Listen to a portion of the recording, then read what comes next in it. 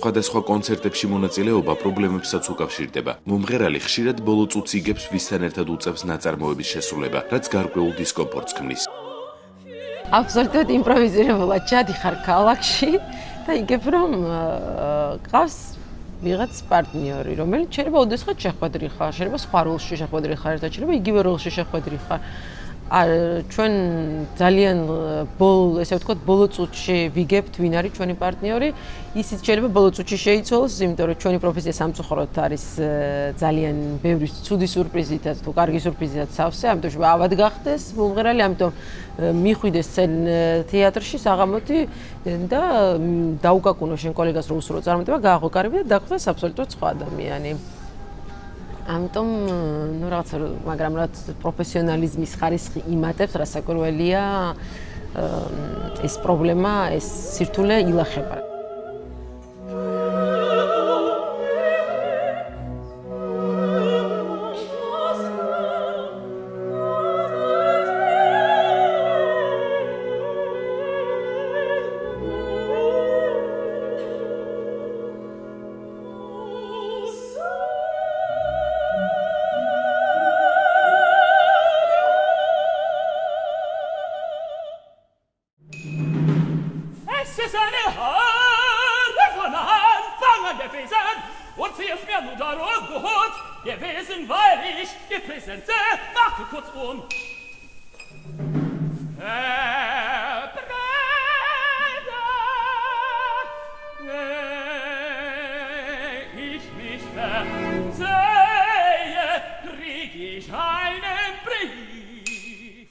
თანამედროვე კომპოზიტორთა ნაწარმოების შესრულება სიძნელეებს უკავშირდება ტექნიკური სირთულეების გამო, თუმცა ყველა თანხმდება, რომ ამის გარეშე შეუძლებელია შემდგომი განვითარება. მე ძალიან მომწონს იმაჩე რომ აუცილებელი არის მუსიკის სიმღერა, ჩვენ და სრულდება რასაკვირველია ეს მუსიკა, ისეთი სიხშირით არა, როგორც სხვა ნაწარმოებები.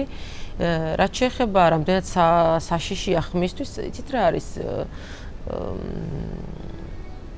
საშიში იმდენად არის ხმისთვის, რამდენადაც როგორ იმღერებს მომღერალი. თუ იმღერებს ადამიანი თავისი შესაძლებლობიდან გამომდინარე, თავისი ვოკალური მონაცემებიდან გამომდინარე, არ მოინდომებს რომ რაღაცა საოცრება მოახდინოს, სასწრობა დაანახოს მსმენელს, მაშინ არ არის საშიში, რადგანაც ძალიან კარგი არის ეს მომღერლისთვის გამოსცემისათვის, რადგან ჩვენ რა გვზდის ხომ, განსხვავებული რეპერტუარი, განსხვავებული სახეები. აქედან გამომდინარე, მე მომხრევარ რომ იმღერონ ახალგაზრდებმა თანამედროვე მუსიკა, მაგრამ რასაკვირველია თანამედროვე მუსიკით არ უნდა დაიწყონ ვოკალის სწავლა.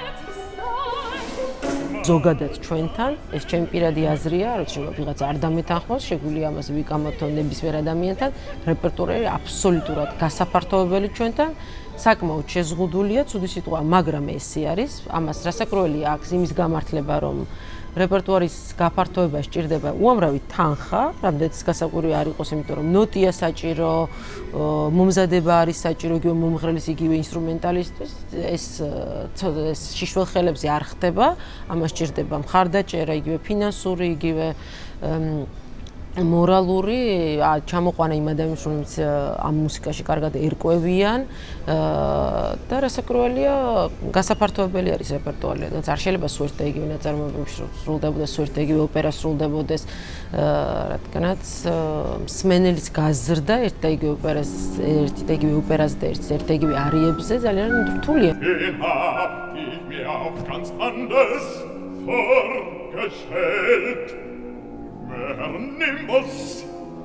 Wie kannst du ihn auch anbeten? Deswegen bin ich ja gekommen. Wie viel brauchst du? 200, wenn du so viel flüssig hast. Einetwegen auf 300. ასევე ჩვენ მომღერლებს როდესაც გვინდა რომ შევასრულოთ სხვადასხვა ნაწარმოები, ესეც რთულია, იმიტომ რომ ნოტი არ არის, პარტიტურა არ არსებობს. ყოველთვის ვერ ჩამოგვაქვს ჩვენ თვითონ, იმიტომ რომ ეს თვითონ ხარჯებთან არის დაკავშირებული. აქედან გამომდინარე, ეს რაღაც სისტემური პრობლემაა, თვითონ რეპერტუარის გაზრდის გაფართოების, მაგრამ აუცილებელია, იმიტომ რომ ჩვენ ძალიან ღია მსმენელი გვყავს სიახლის მიმართ. ჩვენს მსმენელს ძალიან უყვარს სიახლე, ახალი და მოსწონს და მე აბსოლუტურად მიმაჩნია, რომ ჩვენი მსმენელი, სოფლიოში ერთ-ერთი საუკეთესო მსმენელია, უბრალოდ სამწუხაროდ მოკლებული არის იმ ბევრ სიხარულს, რასაც ამერიკაში თუ ევროპაში არის მიჩვეული და ჩვეულებრივად თვლის მაყურებელი. მე იმედი მაქვს, რომ რაღაცნაირად ეს ნაბიჯები გადაიდგმება იმ ხრივ, რომ მოხდეს მუსიკის გამრავალფეროვნება, ესე რომ ვთქვათ ჩვენთან.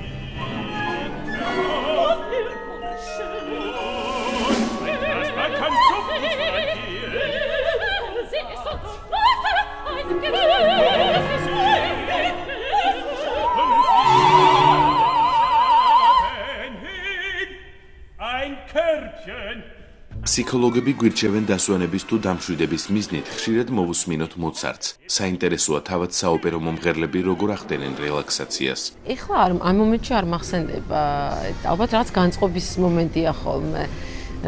ვერ გეტყვით რომ რაღაც რომელიმე ნაწარმოები თან მაქვს ესეთი დამოკიდებულება. არა, ალბათ იმიტომ რომ ძალიან ბევრი მუსიკა მიტრიალებს თავში. იმიტომ რომ ძალიან ბევრ მუსიკას მღერი და როდესაც ალბათ აი ეს მომენტი არის, რაღაცა ეს როლები და მუსიკა არის შვილებივით, რაც ყველა გიყვარს და ალბათ იმ მომენტში აი ხე რომ დავაკვირდი და დავფიქრდი, ალბათ იმ მომენტში რასაც მეცადინეობ ხოლმე, იმ მუსიკას ვრთავ ხოლმე, თუ რაღაცა ესეთი გამაჯანსაღებელ რელაქსის მომენტი მჭირდება ხოლმე. ამიტომ ვერ გეტყვით რომ რაღაც კონკრეტულად ამ ქერუბინოს არია ეს მართლაც რაღაცნაირად ძალიან ეს კოსმოსური მუსიკა და მე ძალიან მიყვარს ეს პარტია.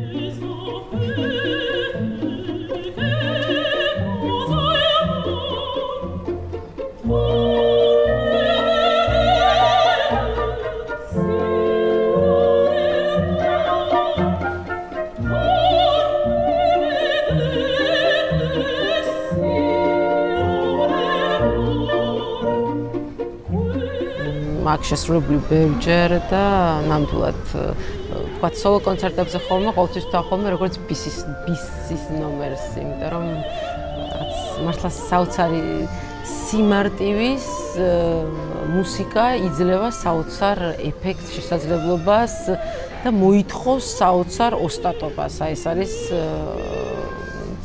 გენიალურობა სწორედ მოცარტის რომ გადავშალოთ პარტიტურა ხომ ძალიან მარტივად წერია, არც აკომპანიმენტი არ არის რაღაცა საოცარი, მაგრამ რაღაც მე აი სცენაზეც რომ მახსენდება, აი ეს ვოიკესაპეტე ხომ, ეს მეორე არია. აი როცა იწყებ ამის სიმღერას, აი გზნობ რომ დარბაზი რაღაც ირინდება აბსოლუტურად რაღაცნაირად სხვანაირი ხდება, სხვანაირად გელოდება და თვითონ შენ რაღაცა ეს მელანქოლია, რაღაც ბავშვური, მოცარტისეული რაღაცა ეს ყველაფერი ერთად მოგდის და ნამდვილად აი აქ სამარიას რაღაცა ჯადოსნური ეფექტი.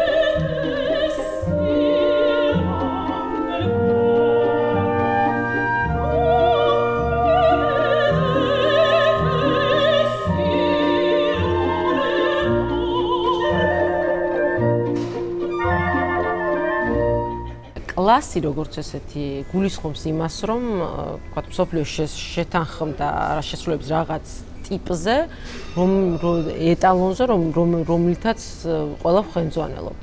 ჩვენ აი ქართულ ვოკალურ სკოლის დიდი ესე ვთქვათ, დადებითი მხარე რაში არის, რომ როდესაც მღერის ქართველი ადამიანი ვერავინ ვერ იტყვის, რომ ეს არის ქართველი. რადგან ჩვენ მღერავთ აბსოლუტურად, როგორ გითხრათ, ევროპული თუ შეგვიძლია ვთქვათ, იტალიური კლასის მომღერლები გვყავს და სწორედ ამ კლასით ხელმძღვანელობ და მღერი ვართ ამ დონეზე. Taglia credea, quel fazzoletto con mille diadi, a Cassio essa donava. Oh, potenza divina! Taci! No, tutto divino! Taci! No! Costetta la mia mano quel fazzoletto, sveglia, sia viva forza! გასაკროლია არის ძალიან ხშირად იცნობა ხოლმე მომღერალი თავისი ეროვნებით. მაგრამ ეს არ ითვლება კარგ ტონად, რადგანაც ჩვენთან ძალიან დიდი ყურადღება ეთმობა კარგ გამოთქმას, აქედან გამომდინარე გამოთქმით შეგიძლია მიხვდე რომელი მომღერალია, ვოკალური სტილით შეგიძლია მიხვდე რომელი ქვეყნის მომღერალია, მაგრამ ეხა უკვე ყველა ცდილობს რომ მაქსიმალურად იყოს დახვეწილი და ესე ვთქვათ ეროვნულობა არ ისმოდეს ხმაში.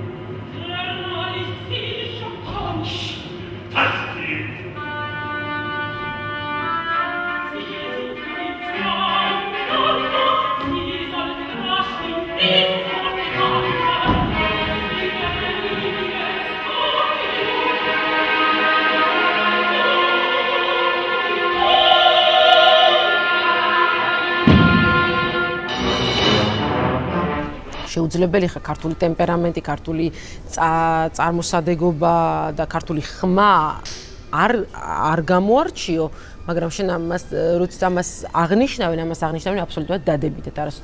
არავინ არ იტყვის, რომ ამას არავინ არ იტყვის ქილიკით და კრიტიკით. ყოველთვის ამას აღნიშნავენ დადებითად. აქედან გამომდინარე, ჩვენ ქართულ მომღერლებს არ აქვს ეს საშიშროება. არის რამოდენიმე ერი, რომელსაც ალბათ აქვს ეს საშიშროება. S'apparve tant que ride, ses yeux sont pleins de vie. C'est fantôme, c'est bien, je serai cassé de grâce. Très vague, tenez tes bras, tais-toi. Et je n'ai pas, ses yeux sont pleins de vie. Il a jamais la robe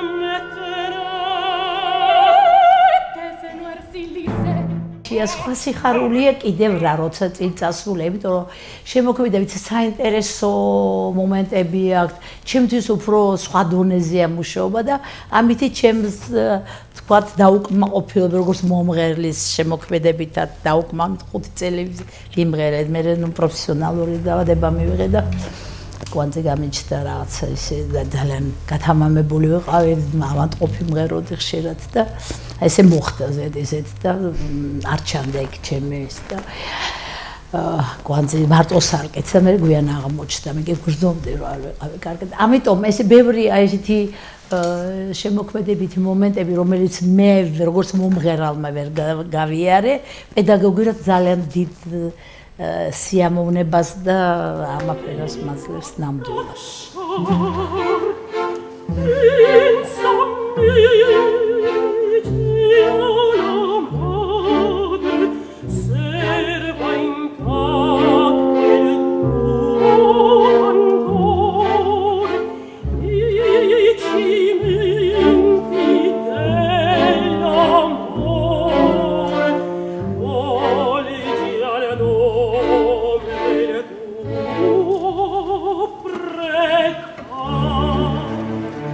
ну, ახლა ჯერ ბათუმი საყვარელესი ქალაქია და რაღაცნაირად ეს შემოქმედებითაც პედაგოგიურად დაკავშირებული ვარ. ბათუმიდან, ესე იგი ჯერ საოპერო თეატრი იყო ბავშვების რო იყო იქიდან არჩილ გოგიტიძე იყო ჩემთან მე თემურ გუგუშვილთან გააგრძელა მუშაობა მაგისტრატურაში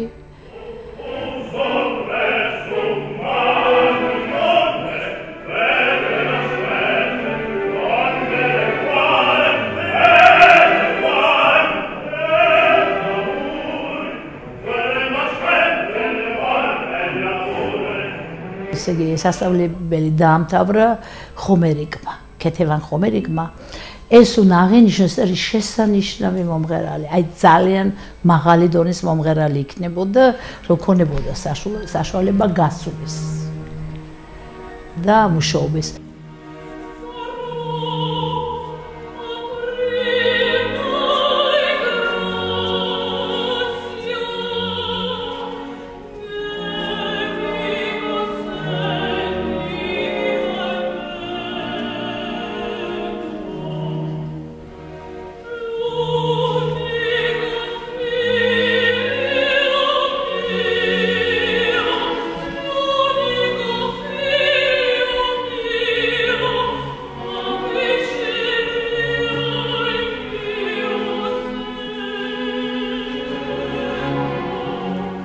მან იმღერა ალექსი მაჭავარიანის მედეა. პრემიერა დაიდგა ვახტანგ მაჭავარიანმა დადგა ურთულესი პარტია და არაჩვეულებრივად შესულა და აღფრთოვანებული იყო ნებატო რომ აი ასე შეძლო ჯესი ნორმანივით იმის თანაფრაზებს აკეთებდა და იმის თანახასიათი შექმნა ფაქტურად სახეც ეს ყველაფერი ძალიან მაგარი შესრულება იყო ძალიან კარგი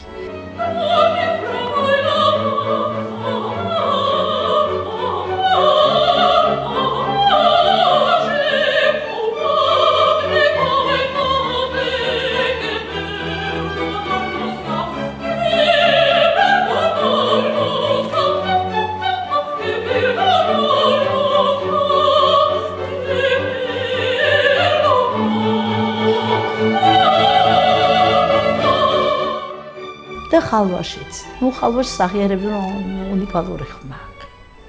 თამასერიაშვილთან დაამთავრა, ჩემთან მაგისტრატურაში მუშაობდა. ნუ ამ პერიოდში იმღერა, ესე იგი, ჩვენთან საოპერო სტუდიაში ძიძა იმღერა ევგენი ონეგინის ჯაიკოვსკის ევგენი ონეგინში. ისიც ნენოც იმღერა დაისში ფალიაშვილის და საინტერესო მოხდა ის რომ დაიდგა მითრიდატე მოცარტის საოპერო თეატრში მაშინ ჯერ არ იყო ისე რუსთაველის თეატრში დადგა ესე იგი ჯალუკა მარჩანომი დირიჟორა იტალიელი ჩვენი მთავარმა დირიჟორმა და დადგა რეჟისორა ეკუთვნოდა დავით საყვარელიძეს ძალიან კარგი დადგმა გამოვიდა და ამ საუკეთესო ახალგაზრდა მომღერლებში იმღერეს ხომერიკმაც კეთევან ხომერიკმა და კეთევან ეთერი ხალვაშმაც ბათუმელებმა და არავის არ ჩამოუვარდებოდნენ ასე ვთქვათ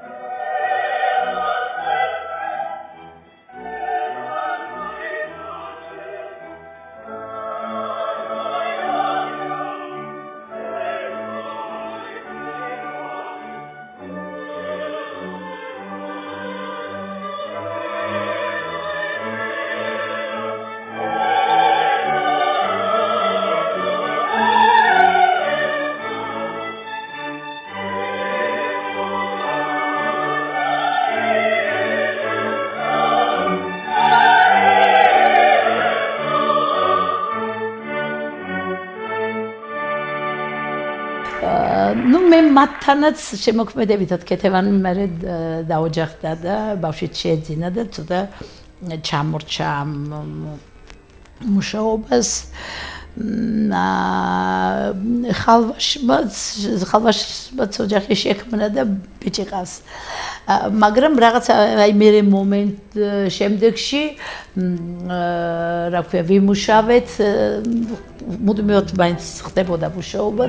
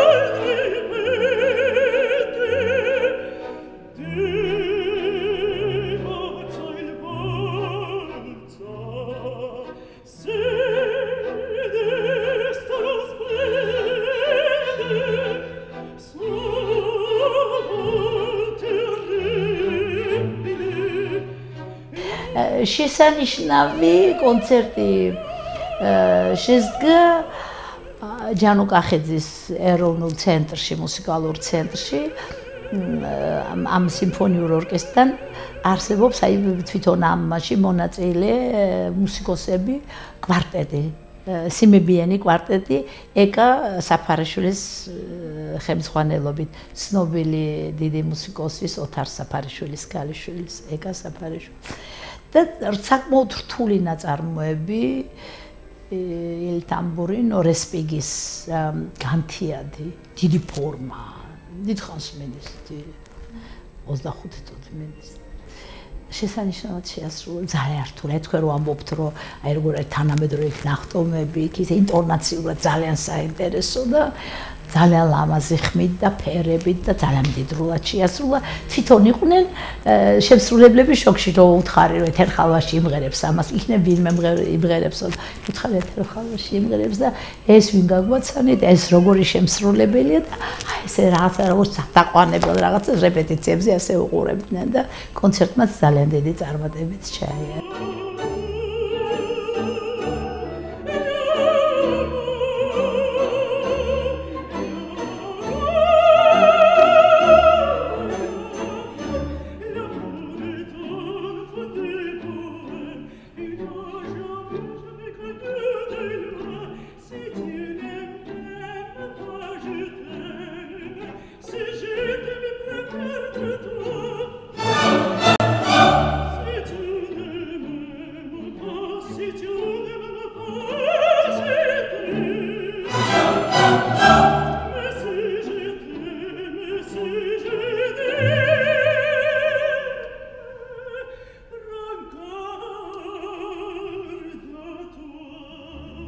ნებისმიერი ზოგადად და ახლა ბევრია აღიარებული ქართველი მომღერალი, ჩემთვის არის უძირფასესი მიამაყება, იმედა ხო თუ ჩემი მოწაფეა, მით უმეტეს კიდე სხვა ცემატება უკვე სხვა გრძნობა და უფრო პასუხისმგებლობის გრძნობაც რა თქმა უნდა უკვე რაღაცნაირად სტანდარტები, რომელიც საერთაშორისოა, რომ მუდმივად იმ დონეზე იყოს და მუდმივად განვითარებაში და მუდმივად აღიარებაში და ამას შრომაც თან ერთვის ბევრი და ბევრი ძალიან ისეთი მნიშვნელოვანი მომენტია, რომელიც სიტყავს ჩემგან არა მარტო ფიზიკურს, არამედ სულიერ ყველანაირად შემოქმედებით მუშაობას ისევ და ძალიან საინტერესო მუშაობას პირდება ხოლმე და ყოველი ახალი მოწაფე, რომელიც აკეთებს ამას, დიდი სიხარულია ჩემთვის. ვერადად.